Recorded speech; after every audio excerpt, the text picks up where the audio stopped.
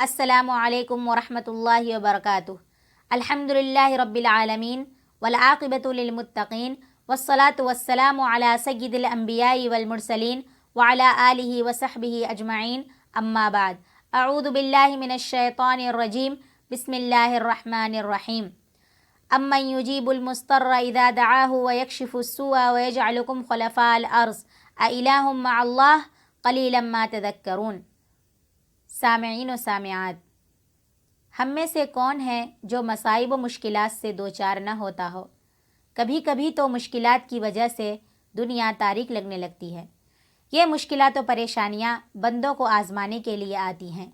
یہ اس لیے بھی آتی ہیں کہ اللہ تعالیٰ ان کے ذریعے اپنے بندوں کو گناہوں سے پاک و صاف کرتا ہے۔ تنگی پر تنگی اور رنج پر رنج آتا رہتا ہے، لیکن پھر مسلسل خوشحالی اور فراوانی آتی ہے۔ اسی کو اللہ تعالیٰ نے یوں بیان فرمایا ہے، فَإِنَّ مَعَ الْعُسْرِ يُسْرًا إِنَّ مَعَ الْعُسْرِ يُسْرًا۔ پس یقیناً مشکل کے ساتھ آسانی ہے، بے شک مشکل کے ساتھ آسانی ہے۔ مشکلات و پریشانیوں اور رنج و غم کی کیفیات سے باہر نکلنے کے لیے کچھ اقدامات ہیں جو بڑے اہم ہیں۔ نمبر 1، مصیبت کی گھڑی میں اللہ سے لو لگائی جائے، نہ کہ بندوں سے۔ اس ذات سے لو لگائی جائے جو سننے والی اور دیکھنے والی ہے۔ اسے ہم کو ہمارے رنج و غم سے چھٹکارا دلانے کی پوری قدرت حاصل ہے۔ وہ ہماری ضروریات سے پوری طرح واقف ہے۔ وہ بڑا مہربان، نہایت رحم کرنے والا ہے۔ نمبر 2، اللہ تعالیٰ سے اچھا گمان رکھنا چاہیے اور اپنے تمام امور میں اسی سے مدد طلب کرنی چاہیے، اور اسی پر پورا بھروسہ کہ اس مصیبت و پریشانی کو وہی دور کرنے والا ہے۔ جیسا کہ حدیث قدسی میں اللہ تعالیٰ فرماتا ہے، میں اپنے بندے کے گمان کے پاس ہوتا ہوں، ساتھ ہی مایوسی کو پاس نہ پھٹکنے دیں، بلکہ اللہ کی رحمت کا امیدوار رہیں۔ صبر و ضبط سے کام لیا جائے اور چیلنجوں کے سامنے سینہ سپر ہو جائے۔ اس خوشخبری کا انتظار کیا جائے جس کا اللہ تعالیٰ نے اپنی کتاب قرآن کریم میں اپنے صبر کرنے والے بندوں سے وعدہ کرتے ہوئے فرمایا ہے، وَبَشِّرِ الصَّابِرِينَ، اور صبر کرنے والوں کو خوشخبری سنا دیجیے۔ نمبر 3، دعا کثرت سے کرتے رہیں۔ ارشاد باری تعالیٰ ہے، امن یجیب المضطر اذا دعاہ ویکشف السوء ویجعلکم خلفاء الارض االہ مع اللہ قلیلا ما تذکرون۔ بے کس کی پکار کو جبکہ وہ پکارے، کون قبول کر کے سختی کو دور کر دیتا ہے اور تمہیں زمین کا خلیفہ بناتا ہے؟ کیا اللہ تعالیٰ کے سوا اور کوئی معبود ہے؟ تم بہت کم نصیحت و عبرت حاصل کرتے ہو۔ ایک اور مقام پر فرمایا، وَإِذَا سَأَلَكَ عِبَادِي عَنِّي فَإِنِّي قَرِيبٌ أُجِيبُ دَعْوَةَ الدَّاعِ إِذَا دَعَانِ۔ جب میرے بندے میرے بارے میں آپ سے سوال کریں تو آپ کہہ دیں کہ میں بہت ہی قریب ہوں۔ ہر پکارنے والے کی پکار کو جب کبھی وہ مجھے پکارے قبول کرتا ہوں۔ دعا خاص طور پر نیک اعمال کے وسیلے سے مانگی جائے۔ 3 اشخاص کا قصہ بہت مشہور ہے جو ایک غار میں تھے کہ چٹان نے اس غار کے منہ کو بند کر دیا تھا اور باہر نکلنے کی کوئی راہ نہیں بچی تھی۔ وہاں ان کی چیخ و پکار سننے والا بھی کوئی نہ تھا، یہاں تک کہ انہوں نے اپنے اپنے نیک اعمال کے وسیلے سے دعا کی، اور پہلے کی دعا سے تھوڑی سی، پھر دوسرے کی دعا سے تھوڑی، اور پھر تیسرے کی دعا سے پوری چٹان ہٹ گئی، اور اس طرح نیک اعمال کے وسیلے سے مانگی گئی دعا کی بدولت اللہ تعالیٰ نے ان کو اس مصیبت سے نجات دے دی، ورنہ اس غار کے اندر ان کی ہلاکت یقینی تھی۔ اسی طرح مصیبت کے وقت کی بعض دعاؤں اور وظائف کا ورد کیا جائے، جیسا کہ لا الہ الا انت سبحانک انی کنت من الظالمین۔ تیرے سوا کوئی عبادت کے لائق نہیں، تو پاک ہے، بے شک میں ہی ظالموں میں سے ہوں۔ جب حضرت یونس علیہ السلام نے مچھلی کے پیٹ میں یہ دعا مانگی تو اللہ تعالیٰ نے انہیں سخت آزمائش سے نجات دے دی۔ اس کے علاوہ بھی بہت سی دعائیں ہیں جنہیں خاص طور پر قبولیت کے اوقات میں پڑھا جائے۔ یوں تو دعا کسی بھی وقت کی جا سکتی ہے، لیکن رات کا آخری تہائی حصہ اور سجدے کی حالت جس میں بندہ اپنے رب سے سب سے زیادہ قریب ہوتا ہے، دعا کی قبولیت کے لیے سب سے زیادہ مناسب اوقات ہیں۔ دعا کی ابتدا اللہ کی حمد و تعریف سے کی جائے، پھر اس کی نعمتوں کا شکر ادا کیا جائے، اس کے بعد نبی کریم صلی اللہ علیہ وسلم پر درود بھیجا جائے، پھر جو اللہ تعالیٰ سے مانگنا ہے مانگا جائے۔ توبہ و استغفار کا اہتمام کیا جائے۔ قرآن کریم میں توبہ و استغفار کے فوائد کا ذکر اس طرح وارد ہوا ہے، فَقُلْتُ اسْتَغْفِرُوا رَبَّكُمْ إِنَّهُ كَانَ غَفَّارًا يُرْسِلِ السَّمَاءَ عَلَيْكُمْ مِدْرَارًا وَيُمْدِدْكُمْ بِأَمْوَالٍ وَبَنِينَ وَيَجْعَلْ لَكُمْ جَنَّاتٍ وَيَجْعَلْ لَكُمْ أَنْهَارًا۔ اور میں نے کہا کہ اپنے رب سے اپنے گناہ بخشواؤ اور معافی مانگو، وہ یقیناً بڑا بخشنے والا ہے۔ وہ تم پر آسمان کو خوب برستا ہوا چھوڑ دے گا اور تمہیں خوب پے در پے مال اور اولاد میں ترقی دے گا اور تمہیں باغات دے گا اور تمہارے لیے نہریں نکال دے گا۔ اسی طرح حدیث شریف میں ہے، جو توبہ و استغفار کو لازم پکڑے گا اللہ تعالیٰ اس کو ہر تنگی سے نجات اور ہر غم سے چھٹکارا دے گا اور ایسی جگہ سے روزی کا انتظام فرمائے گا جو اس کے وہم و گمان میں بھی نہ ہوگی۔ کثرت سے اللہ تعالیٰ کا ذکر کیا جائے۔ اللہ کا ذکر، اس کی یاد دل کو اطمینان و سکون اور راحت سے لبریز کر دیتی ہے۔ سچا مسلمان ہر وقت اللہ کا ذکر کرتا رہتا ہے۔ ذکر اللہ کے ذریعے دل سکون و اطمینان سے لبریز ہو جاتا ہے۔ تناؤ، بے چینی اور خوف و وحشت کی جگہ راحت و اطمینان نصیب ہوتا ہے۔ ذکر اللہ کے علاوہ تلاوت قرآن کریم بھی راحت و سکون کا ایک بہت ہی اہم و کارگر ذریعہ ہے۔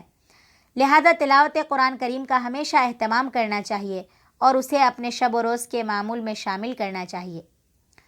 ضرورت مندوں کی نصرت و مدد بھی مصائب و مشکلات سے نجات کا بہت ہی اہم ذریعہ ہے۔ حضرت ابو ہریرہ رضی اللہ عنہ سے روایت ہے کہ اللہ کے رسول صلی اللہ علیہ وسلم نے فرمایا، جس شخص نے کسی مومن کی دنیاوی مصیبتوں میں سے کوئی مصیبت دور کی، اللہ تعالیٰ قیامت کے دن کی مصیبتوں میں سے اس کی ایک مصیبت دور فرما دے گا۔ اور جس شخص نے کسی تنگ دست کے لیے آسانی پیدا کی، اللہ تعالیٰ دنیا و آخرت میں اس کے لیے آسانی پیدا فرما دے گا۔ اور جس شخص نے کسی مسلمان کی دنیا میں پردہ پوشی کی، اللہ تعالیٰ دنیا و آخرت میں اس کی پردہ پوشی فرمائے گا۔ اور اللہ تعالیٰ بندے کی اس وقت تک مدد کرتا رہتا ہے جب تک کہ بندہ اپنے بھائی کی مدد کرتا رہے۔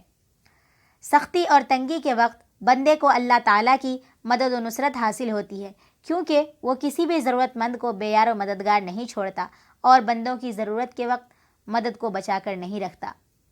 صرف اللہ پر بھروسہ کیا جائے۔ جو مسلمان اللہ پر بھروسہ کرتا ہے، اللہ تعالیٰ اسے دنیا و آخرت دونوں میں اچھا بدلہ دے گا، اس کے غموں کو دور کر دے گا۔ جیسا کہ ارشاد باری تعالیٰ ہے، وَمَن يَتَوَكَّلْ عَلَى اللَّهِ فَهُوَ حَسْبُهُ، یعنی جو اللہ پر بھروسہ کرتا ہے وہ اس کے لیے کافی ہوتا ہے اور لوگوں سے سوال کرنے سے بے نیاز ہو جاتا ہے۔ حضرت عمر بن خطاب رضی اللہ عنہ سے روایت ہے کہ اللہ کے رسول صلی اللہ علیہ وسلم نے فرمایا، اللہ پر جس طرح توکل و بھروسہ کرنے کا حق ہے، اسی طرح اگر تم لوگ بھروسہ کرنے لگو گے تو وہ تمہیں ایسی ہی روزی دے گا جس طرح پرندوں کو دیتا ہے۔ پرندے صبح خالی پیٹ نکلتے ہیں اور شام میں بھر پیٹ واپس لوٹتے ہیں۔ ماں باپ کے ساتھ نیکی و حسن سلوک کرنا اور ان سے دعا لینا دنیاوی مصیبتوں سے نجات کا اہم ذریعہ ہے، بلکہ اس سے تمام رنج و غم دور ہو جاتے ہیں۔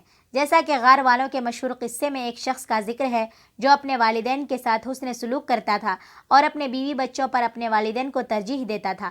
ماں باپ کے ساتھ حسن سلوک کیا جائے تو معاملات بآسانی انجام پاتے ہیں اور دنیاوی زندگی میں روزی کے اندر کشادگی ہوتی ہے۔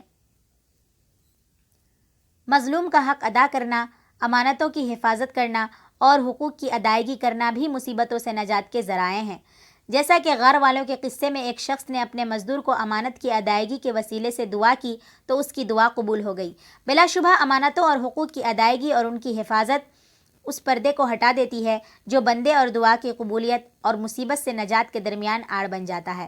دنیاوی خواہشات اور اس کے مال و متاع کی بیجا چاہ جیسی غلاظتوں سے بھی ان اعمال کے ذریعے نفس کی پاکی و صفائی ہوتی ہے۔ ہمارے اسلاف حقوق کی ادائیگی اور امانتوں کی حفاظت کے لیے ہمیشہ فکر مند رہتے تھے۔ ظلم سے باز آنا اور مظلوم کی بد دعا سے بچنا بھی مصیبتوں سے نجات کا اہم ذریعہ ہے۔ اللہ تعالیٰ نے ہمیں ظلم کے ارتکاب سے منع فرمایا ہے۔ مظلوم کی بد دعا اللہ تعالیٰ رد نہیں کرتا۔ جو انسان لوگوں پر ظلم کرتا ہے، اللہ تعالیٰ قیامت کے دن اس کا محاسبہ کرے گا اور دنیا و آخرت میں اس کو سزا بھی دے گا۔ جیسا کہ حدیث میں ہے، مظلوم کی بد دعا سے ڈرو کیونکہ اس کے اور اللہ کے درمیان کوئی پردہ نہیں ہے۔ ظلم کا راستہ ایسا راستہ ہے جو انسان کو اللہ کی نافرمانی کی طرف لے جاتا ہے اور اللہ کی نافرمانی جہنم میں لے جانے والی ہے۔ لہذا انسان کے لیے لازم و ضروری ہے کہ ظلم کے ارتکاب سے دور رہے۔ جو بھی عمل انسان کو اللہ کی نافرمانی تک لے جائے وہ ظلم ہے، لیکن کتنے ہی ایسے ظلم ہیں جن کا ہم نے ارتکاب کیا ہے اور ہمیں ان کی سزا کی خبر ہی نہیں، اور کتنے ہی کمزور دبے کچلے لوگ ہیں جن کے معاملے کو ہم معمولی سمجھے ہوئے ہیں اور ہمیں ان کی پرواہ ہی نہیں، حالانکہ بحیثیت انسان ان کی داد رسی و مدد ہماری ذمہ داری ہے۔ دین اسلام نے ہمیں ظلم کرنے سے سختی کے ساتھ منع فرمایا ہے اور اس کے برے نتائج اور عبرتناک انجام سے باخبر کیا ہے۔ حضرت عبداللہ بن عمر رضی اللہ عنہ سے مروی ہے کہ اللہ کے رسول صلی اللہ علیہ وسلم نے فرمایا، قیامت کے دن ظلم تاریکیوں کی شکل اختیار کر جائے گا۔ حضرت ابو ہریرہ رضی اللہ عنہ سے روایت ہے کہ رسول اللہ صلی اللہ علیہ وسلم نے فرمایا، 3 لوگوں کی دعا کبھی رد نہیں ہوتی: افطار کے وقت روزہ دار کی دعا، انصاف پرور بادشاہ کی دعا اور مظلوم کی بد دعا۔ آخر میں اللہ تعالیٰ سے دعا ہے کہ اللہ تعالیٰ ہمیں سچ کہنے، سننے اور اس سے زیادہ عمل کرنے کی توفیق بخشے۔ آمین ثم آمین۔ وآخر دعوانا ان الحمد للہ رب العالمین۔ السلام علیکم۔